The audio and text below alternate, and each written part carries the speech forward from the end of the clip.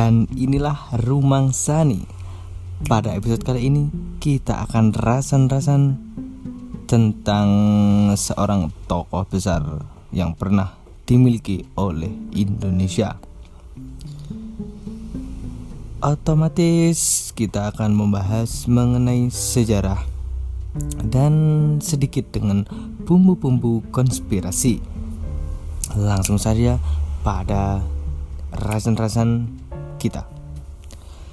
Kisah cinta Sultan Syahrir adalah sebuah drama percintaan, sebuah cerita roman tentang cinta buta dan tragedi yang sebenarnya.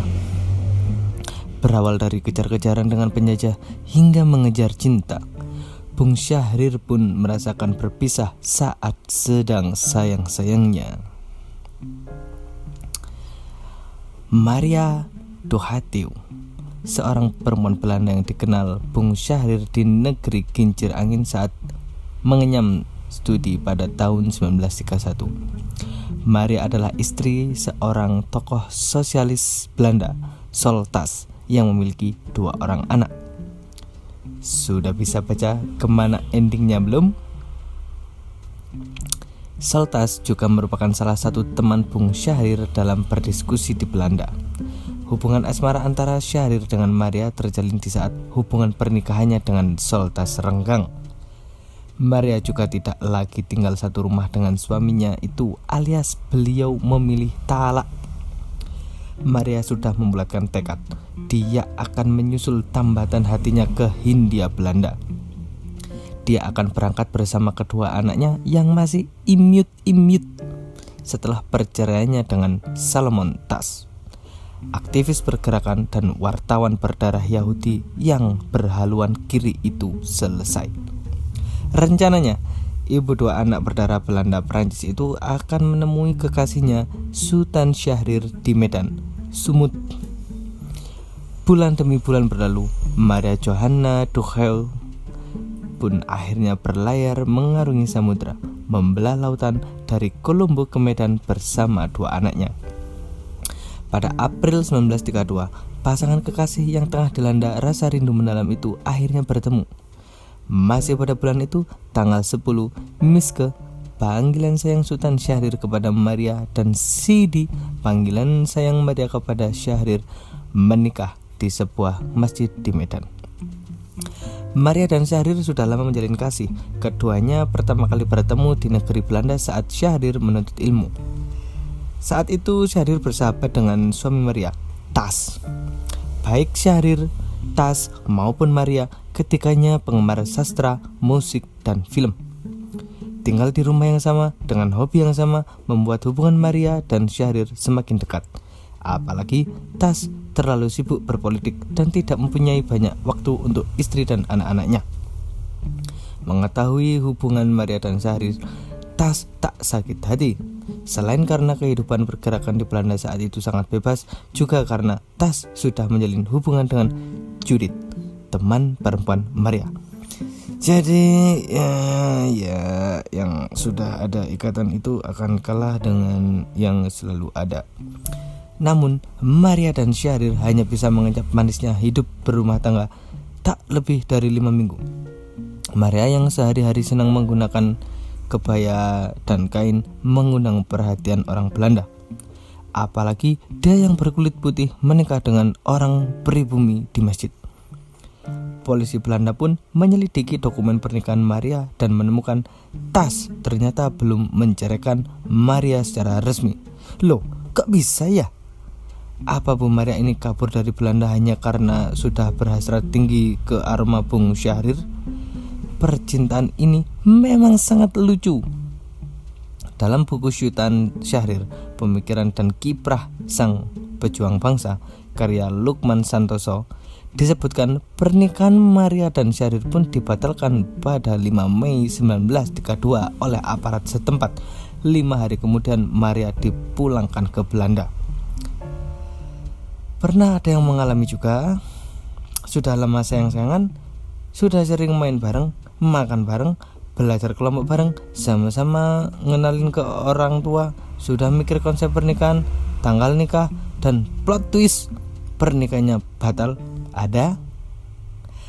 Kepergian Maria membuat pedih hati Syahrir, apalagi Maria tengah mengandung anaknya. Keduanya pun menjalin hubungan jarak jauh aka LDR, lalu dirampas.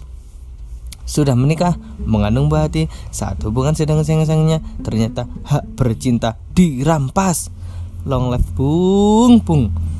Jarak yang jauh dan aktivitas pergerakan Syahrir yang semakin berat dari tahun ke tahun bukan membawa rindu yang berat, tapi perjuangan mengantarkan kemerdekaan RI bersama Soekarno dan Hatta. Dan perjuangan itu membuat hubungan Miske dan Sidi berjarak. Api cinta mereka berdua akhirnya benar-benar redup setelah Indonesia merdeka dan Syahrir menjadi Perdana Menteri pertama Republik Indonesia. Merinding. Ibarat kata, perjuangan Bung Syahrir bukan melahirkan seorang anak, tapi melahirkan bangsa Indonesia. Long life Bung masih tidak bisa bayangin deh. Pejuang memang tidak akan berhenti berjuang sebelum tujuannya tercapai. Pun demikian, meski masih berstatus suami Maria, Syahrir yang dijuluki The Smiling Diplomat terus berkembang untuk mencari PT Cinta Sejati. Seorang perempuan cantik berdarah ningrat menarik perhatiannya. Dia adalah Gusti Raden Ayu Siti Nurul Kamaril Ngasarati Kusumawardhani atau Gusti Nurul.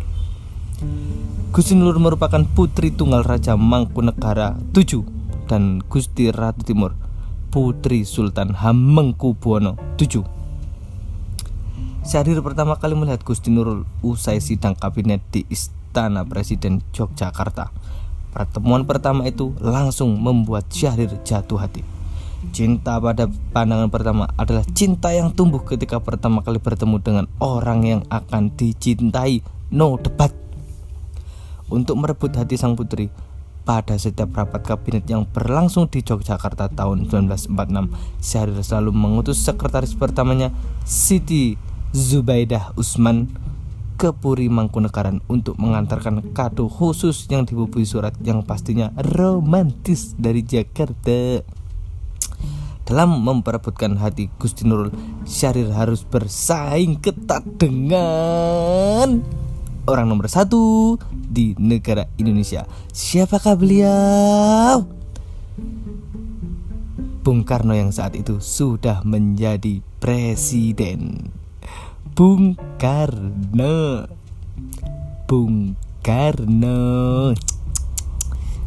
Bung Syahrir sehat kan?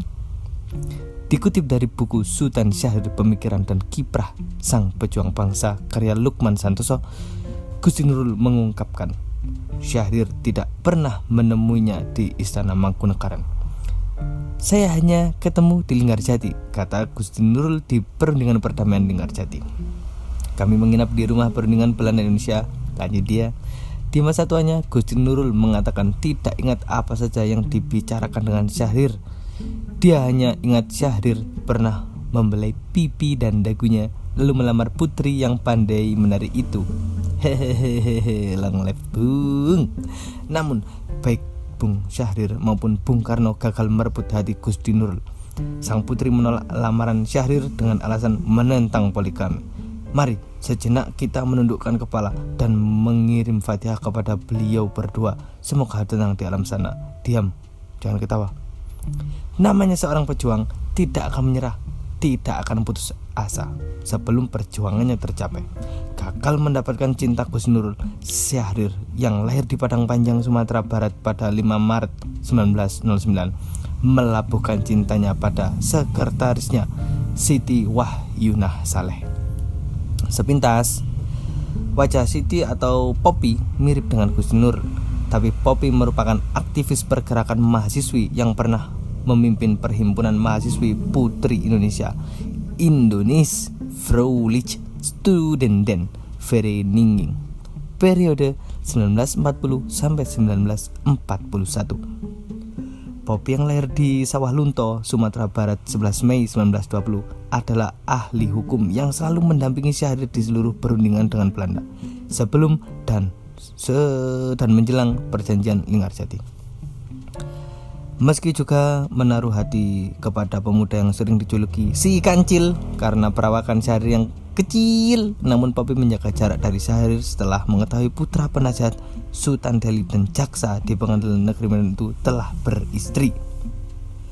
Poppy bahkan pernah bertemu Maria di Belanda saat ia menghadiri konferensi meja bundar di Den Haag 23 Agustus 1949. Demi menjaga jarak, Poppy mendaftar di Universitas Leiden pada 1949. Setelah lulus, dia melanjutkan studi ke London School of Economics di Inggris. Namun jarak jauh justru mendekatkan hati mereka. Usai studi, Poppy yang masih berada di London menerima lamaran Syahrir yang tinggal di Jakarta. Mereka kemudian menikah di Kairo, Mesir pada 1951. Dinikahkan oleh Rektor Universitas Al-Azhar, Syekh Abdul Maqsud Selim. Kalau sudah cinta, dan itu cinta yang sangat serius, sebuah nama, jabatan tinggi, kekayaan, tinggi badan, bobot, titel, lulusan mana, penghasilannya berapa, dan jarak, apalagi jarak Medan London, itu semua hanya sebuah angka, bukan nilai. Karena hubungan adalah nilai cinta itu. Pernikahan ini berlangsung setelah Syahrir dan Maria resmi berpisah pada 1947. Perpisahan keduanya berlangsung di New Delhi, India, dan disaksikan oleh Perdana Menteri India saat itu, Jawaharlal Nehru. Dari pernikahan dengan Poppy, Syahrir dikaruniai 2 anak, Kriya Arsyah dan Siti Robiah Parvati. Hingga akhir hidup Syahrir, Poppy selalu setia mendampinginya, termasuk di detik-detik akhir hidup Syahrir saat dia menjadi tawanan politik dan menjalani perawatan di Zurich, Swiss. Sultan Syahrir meninggal pada 9 April 1966 setelah menderita stroke. Jenazahnya dimakamkan di Taman Makam Pahlawan Kalibata, Jakarta Selatan. Setelah Syahrir meninggal, Poppy membuat cetakan muka Syahrir dan selalu menyimpannya di sebuah kotak perhiasan. Poppy selalu melihat cetakan wajah Sultan Syahrir dari waktu ke waktu sambil menangis. Kesedihan mendalam atas kepergian suaminya tidak hanya terlihat dari kebiasaan itu. Poppy juga tidak pernah memakai perhiasan dan merias wajahnya sampai akhir hayatnya. Hadirin sekalian, itulah kisah berat dari tokoh pendiri bangsa ini. Kita sambung rasan-rasan kita di episode selanjutnya. Dan inilah Rumang Sani.